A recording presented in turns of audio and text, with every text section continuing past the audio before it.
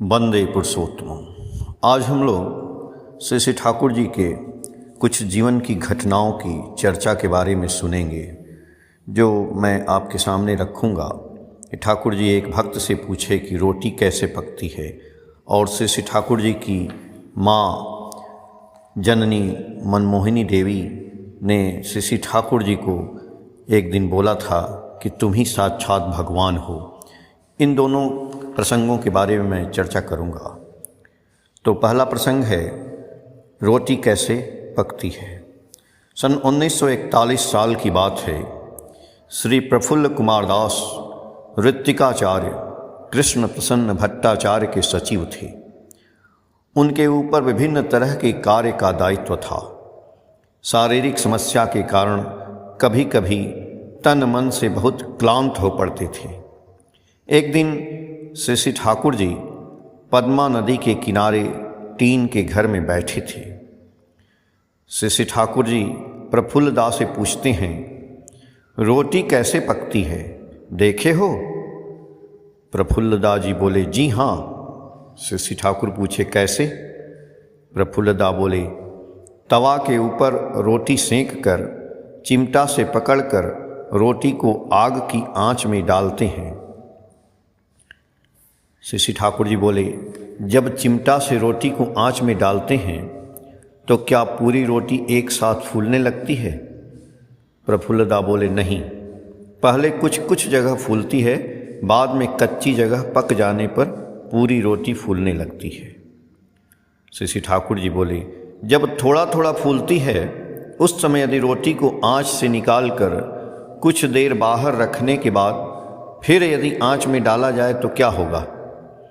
प्रफुल्लदा बोले, मुझे ठीक से पता नहीं है, लेकिन लगता है रोटी सख्त हो जाएगी, खाने में मुलायम नहीं होगा, साथ ही साथ स्वाद भी अच्छा नहीं होगा। श्री श्री ठाकुर जी बोले, मैं भी उसी तरह से प्रयोजनानुसार तुम लोगों को क्रमागत कार्य में लगाए रखता हूँ, जिससे असमय आलस्यता करने पर तथा कथित एडजस्टेड नियंत्रित होगा, लेकिन परिपक्व नहीं होगे। तुम लोगों का किसका पूर्ण विकास कैसे होगा वह मैं जानता हूँ, इसलिए जितना भी प्रेशर दबाव में रखूँ, लाखों कष्ट होने पर भी उसे हंसते हुए स्वीकार करना। यह मौका मिला है वह बहुत भाग्य की बात है। यह संपर्क अचानक नहीं हुआ है, इसका आदि मध्य अंत एक सूत्र से बंधा हुआ है। टुकड़ा टुकड़ा करके आधे अधूरे भाव से करने का स्वभाव मेरा नहीं है। यह तो परम पिता की बात है, वे मालिक हैं, मैं निमित्त मात्र हूँ। स्मृति तीर्थ से। और मैं एक दूसरी घटना अभी आपके सामने रखूँगा, जिसका शीर्षक है साक्षात भगवान। एक बार माता मनमोहिनी देवी श्री श्री ठाकुर और परिवार के अन्यान्य एक बाई एक हरितकी बगान लेन कलकत्ता में ठहरे हुए थे। श्री श्री ठाकुर के मझले भाई श्री प्रभास चंद्र दा टाइफाइड बीमारी से रोगग्रस्त हो गए। दिनों दिन बीमारी क्रमशः बढ़ता ही गया।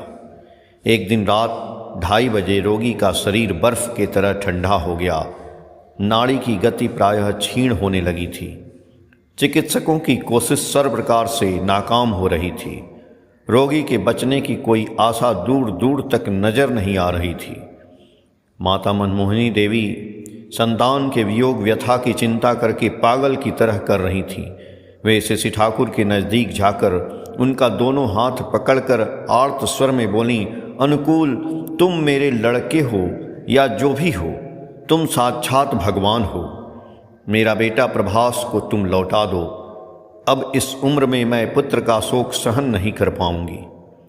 श्री श्री ठाकुर कुछ समय तक ध्यान मग्न रहने के बाद जननी देवी को आश्वस्त करते हुए बोले, ठीक है, जैसी तुम्हारी इच्छा।